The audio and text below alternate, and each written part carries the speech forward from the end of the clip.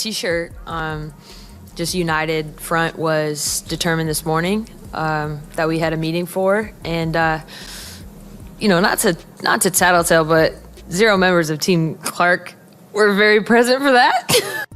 Colin Cowherd just straight up checked Kelsey Plum, and wow, it was long overdue. While Caitlin Clark is out here flipping the WNBA into a money printing machine, Plum decided to throw shade at the one player dragging the whole league into a new era of success. And Cowherd, he didn't pull punches one bit. What he exposed about the jealousy bubbling inside the WNBA is wild. So what exactly did Cowherd say? And why is he putting Caitlin Clark in the same breath as his airness himself? Michael Jordan? I don't have a problem with the WNBA players asking for a raise. The WNBA is on a hot streak. I don't care about the previous 24, 25 years. As an investment, it's starting to pay off. And so this week they wore T-shirts saying, making a statement, you better pay us. But instead of just leaving it at that, a Kelsey Plum for LA had to take a dig at Caitlin Clark. If you're riding for Caitlin, drop Golden Goose in the comments right now. Let's go. Listen to how crazy this shift has been. For over 20 years, WNBA players were flying on bargain airlines where they even had to pay for water. Yes, water. These women were grinding all season long, hooping in half-empty arenas for teams that were bleeding cash year after year. And don't even get started on the merch sales. Jerseys were so scarce that even fans who wanted to rep their favorite player couldn't find one to buy. Then Caitlin Clark touched down and everything flipped overnight. We're talking a jaw-dropping 500% merch sales boom and league attendance shooting up 40%. Whole arenas that once had a few thousand scattered fans are now fully sold out. Teams that were drowning in red ink, suddenly profitable. The Indiana Fever, once one of the league's biggest financial nightmares, now has a season ticket waiting list. That's insane. But here's what really had Cowherd heated. I don't mind the T-shirts. I think you have leverage. I think you deserve more than 9%. But it's just misstep after misstep. It's time to grow up, girls. Fast. This is the player that got you off the airline that was bright yellow. Right? She got you an upgrade to a better hotel as a band member. These same players who were once crammed into budget flights and paying for their own water are now flying private jets, staying in luxury hotels, and cashing bigger checks than ever before. The league's money situation flipped so hard that these women are now living the dream they couldn't even imagine 2 seasons back. And yet, some veterans are still throwing shade at the very person who made it all happen. Let's keep it real. Caitlin Clark single-handedly dragged this league out of charity case status and turned it into a legit business powerhouse. TV ratings shoot through the roof every time she touches the court. Sponsors, they're throwing bags of money at the WNBA because she brings eyeballs and attention. Social media is blowing up with Clark highlights and her jerseys flying off the shelves faster than they can even print them. Cowherd's frustration is real. He watched this league level up in real time, and he just can't wrap his head around why some players are biting the hand that feeds them. After decades of struggling to get respect to finally be winning, why would anyone go after the person responsible for this glow-up? And then Cowherd drops the perfect bar. He says the WNBA just went from a Motel 6 in the sketchy part of town to a 4 seasons in the shopping district. Caitlin Clark finished 9th in player voting. In fact, she finished behind one of her own teammates in player voting for the All-Star game. The pettiness has no bounds. But it's interesting, for years, the WNBA players were pointing fingers. They were saying people are sexist, the media is sexist, we're not being promoted, we're underappreciated. And then they get the golden goose and they don't like what it looks like. That line says it all. From travel to paychecks, from mainstream sports respect to full-on financial stability, Clark upgraded every single player's lifestyle.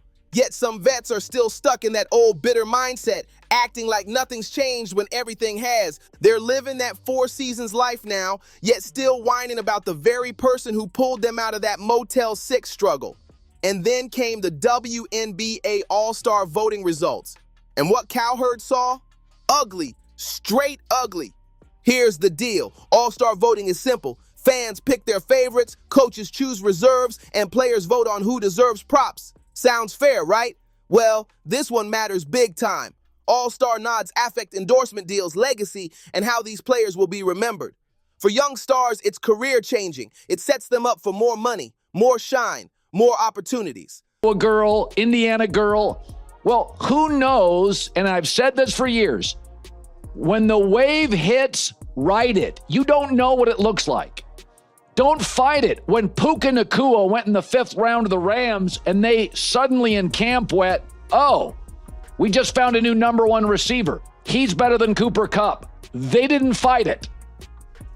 Did you think when you watched Tom Brady at the Combine, that looked like the GOAT? They had just signed Drew Bledsoe to a $103 million contract. That was a lot of money back then.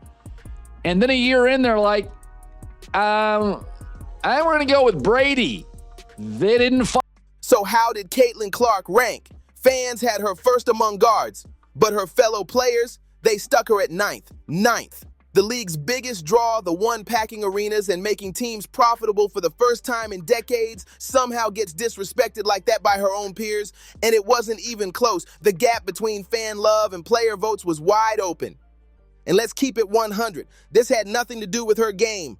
Clark's numbers were crazy. She was breaking records all over the place. The stats backed up her all-star spot. So what was this really about? Something deeper, something personal, something way beyond basketball? Deserve a big raise, maybe not 50% of revenues, because NBA stars, there's a lot of them, and they move the needle.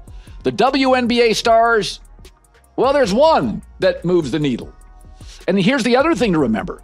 Caitlin Clark's already rich. She made $11 million this year alone in endorsements off the court.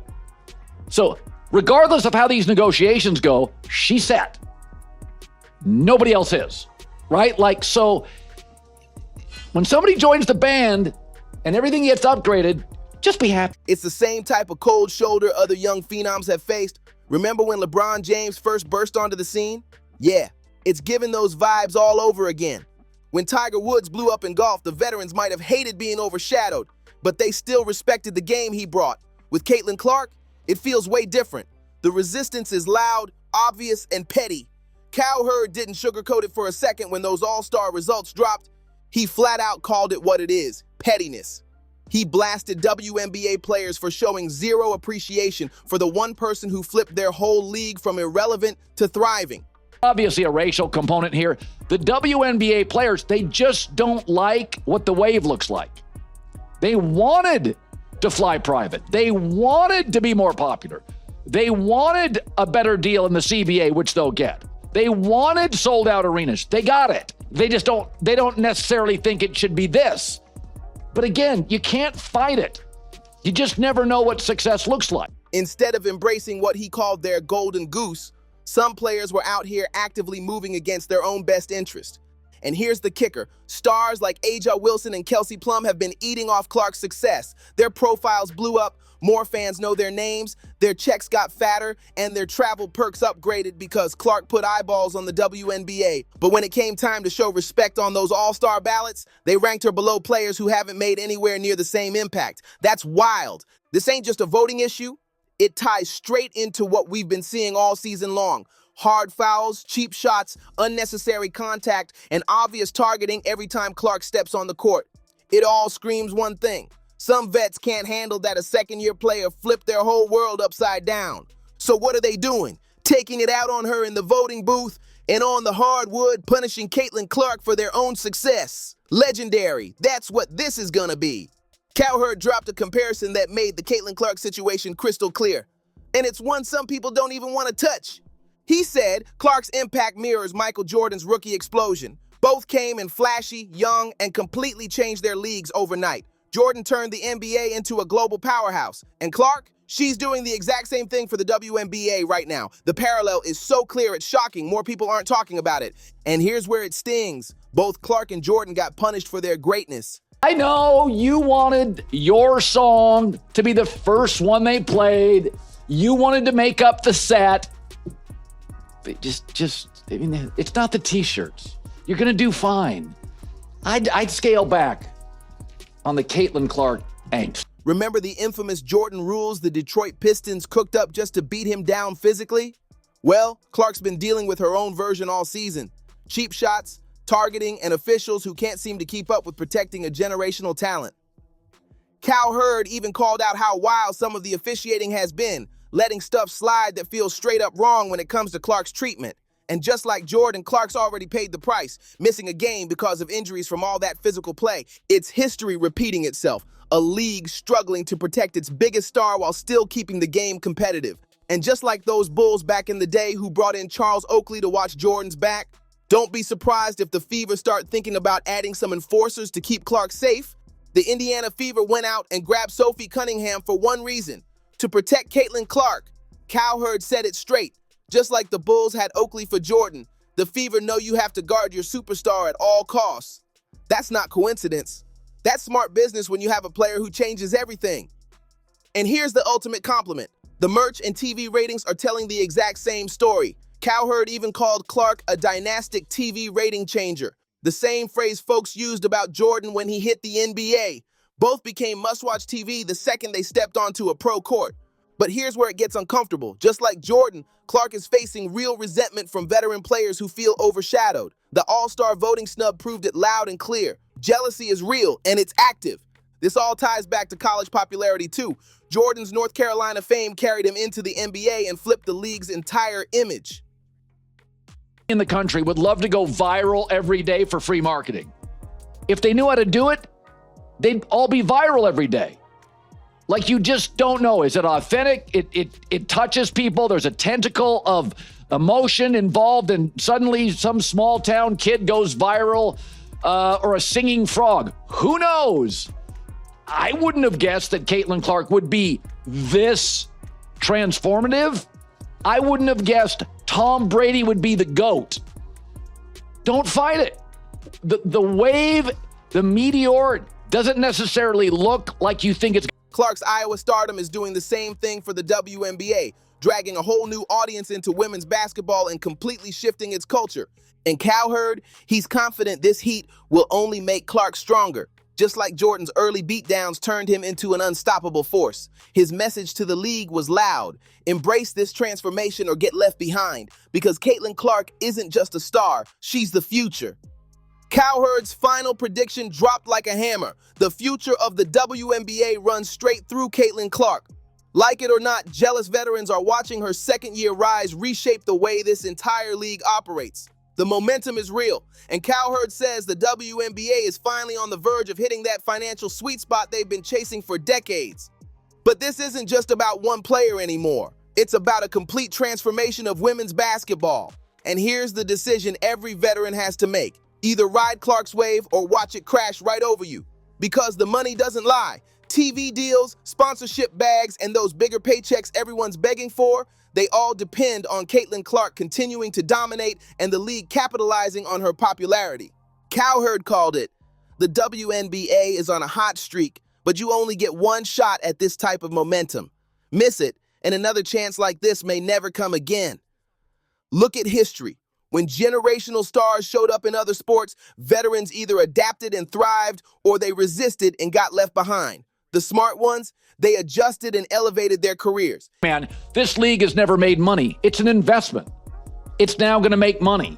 And by the way, this is the least profitable, arguably, it'll be over the next 10 years. It's only going to get more profitable as women's basketball gets better, as the Caitlin Clark momentum train gets bigger. I mean, this year, she's not playing well. She's hurt. She's not there for all the games. So this is actually not as great as it could be. Like Michael Jordan, hurt year 2, next 12 years were legendary. That's what. And that's exactly what players like Lexi Hall, Sophie Cunningham, Kelsey Mitchell, and Aaliyah Boston have done. Embracing Clark's greatness, riding with her through challenges, celebrating her wins, and building chemistry that lifts everybody. These players will be remembered as part of Clark's rise, not obstacles to it. They chose collaboration over competition, and because of that, their careers will reap the rewards for years to come. But what does 2025 look like if the league fully commits to the Clark era? Picture this: sold-out arenas becoming the norm, not the exception. Sponsorship deals that actually move the financial needle. Young girls rocking WNBA jerseys to school because their heroes now play pro basketball. And TV ratings so good networks start fighting for broadcasting rights. That's the potential Cowherd sees if everyone jumps on board. But what happens if the resistance continues? Things get real messy, real fast. The league splitting into two camps, those who ride the Clark wave to success and those stubbornly fighting against their own prosperity. The choice seems obvious, yet some players keep making it harder than it needs to be. Cowherd delivered his boldest take yet. Clark will define the next decade of women's basketball, period. Bad boys Pistons with MJ. For the record, Caitlin Clark got up. She wasn't hurt. She did more trash talking. She hit more threes. She remained remarkable. Just like all the great, if you respect women, stop pandering. She's tough. She's feisty. She likes to taunt and talk. And nobody quite knows what the hell to do. The numbers don't lie, the fan engagement speaks louder than words, and the financial transformation is already underway. Whether veteran players accept it or not, Caitlin Clark is now the face of women's basketball. The league can either embrace that reality and prosper together, or watch certain players get left behind while others thrive next to the superstar who changed everything. This transformation is happening with or without everyone's blessing. And here's where it all lands. Caitlin Clark isn't just a player, she's a movement. Cowherd made it clear. You can try to ignore it, downplay it, even resist it, but you can't stop it. The wave she's bringing to the WNBA is bigger than one team, one season, or one highlight reel. It's a cultural shift. Think about it. One player's arrival has sold out arenas, spiked jersey sales, doubled TV ratings, and pulled major sponsors into a league that once struggled just to break even. Clark now is like kerosene to the physicality flame. So you have physicality in this league, and now you get this flashy player, and they don't know how to officiate her, they don't know how to defend her. But I would say, when I hear this, Colin, the WNBA, Colin, has got to do something. Yes, they do. Understand, this is the arc of a new superstar in your league. It'll start with hazing. It'll go to physicality. It'll go to flagrants. It may go to technicals. You'll eventually have to get a Sophie Cunningham or a Charles Oakley. I mean, Wayne Gretzky did this for years. They figured it out in hockey. How do you stop Gretzky? Oh, we can't. How do you stop MJ? We can't. How do you stop Caitlin Clark? You guys understand, this is the worst she'll ever be. She's getting better. That's not hype. That's transformation in real time. And yet some players still don't get it. They keep throwing shade, delivering hard fouls, and downplaying her impact as if that's going to change the numbers. Spoiler alert, it won't. The WNBA is already cashing checks off Clark's name, and fans are showing up in record numbers because of her. Cowherd put it bluntly. You don't have to like her, but you better respect what she's doing.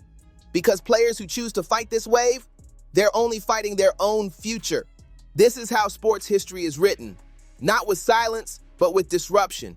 Just like Jordan changed the NBA, Serena changed tennis, and Tiger changed golf, Caitlin Clark is rewriting the playbook for women's basketball. And the question now isn't if she'll lead the WNBA into its biggest era ever.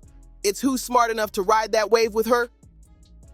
In the country would love to go viral every day for free marketing. If they knew how to do it, they'd all be viral every day. Like, you just don't know. Is it authentic? It touches people. There's a tentacle of emotion involved, and suddenly some small town kid goes viral, or a singing frog. Who knows? I wouldn't have guessed that Caitlin Clark would be this transformative. I wouldn't have guessed Tom Brady would be the GOAT. Don't fight it. The wave, the meteor, doesn't necessarily look like you think it's. Cowherd's message couldn't be clearer. Stop biting the hand that feeds you and start appreciating the golden goose. The WNBA is finally exploding with growth, and fighting against that success makes zero sense. If you truly want to support real change in women's basketball, back Caitlin Clark and the players smart enough to embrace this transformation: Lexi Hull, Aaliyah Boston, Sophie Cunningham, and Kelsey Mitchell. These players get it. They see what's happening, and they're setting themselves up for long-term success while others waste energy on jealousy. Gotten really good really fast. It's like the end of year one for Michael Jordan or year three for Michael Jordan. She's gotten really good really fast. And you got to put a body on her, or you got to double team her, or she's going to embarrass you. She's shooting 33 footers. And what happened last night's a byproduct of that. This is what happened to MJ. She's number 1 and 2 in every offensive stat. She's hitting more threes this season than Steph Curry did in his first MVP season, and her game embarrasses you.